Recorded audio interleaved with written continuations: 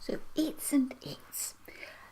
This has got sort of to have one of those things that's dark magic and everybody feels very frightened of it. And there's no need. Indeed, I remember years ago when I was at school, and I was probably about 15, and somebody in the class said, "Please, miss, which is its, Dewey's, when?" And she says, "Oh, I don't know. I've never known that." She was paid for that. On the other hand, we all make mistakes, so that's okay. I especially make mistakes.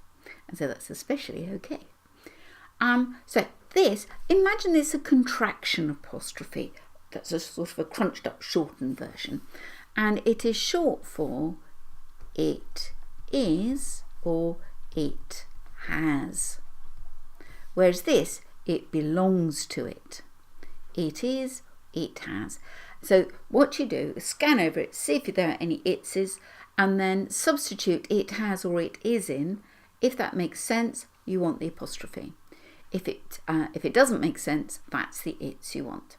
This will turn up in either the punctuation or the close areas, but it can be sort of snuck about the place.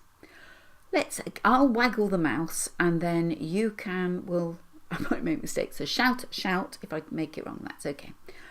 The guinea pig is in its cage, belongs to it. It's had its cage for a long time. It has had its cage for a long time. However, its water bottle belongs to it. Its water bottle has got a bit sort of scuzzy with green on the inside. So we've taken it out to wash it. In the meantime, we've given it a water bowl. However, the guinea pig is not that bright. It is sitting in the water bottle and it's got a wet bottom. It's a hot day. It is a hot day. The guinea pig is licking the water off its bottom, but it is still thirsty. So it drinks all its water. Then it decides to eat its apple because it likes apple. It's been eating apple. It has been eating apple ever since it was very small. Sometimes eating apple can give guinea pigs a funny tummy.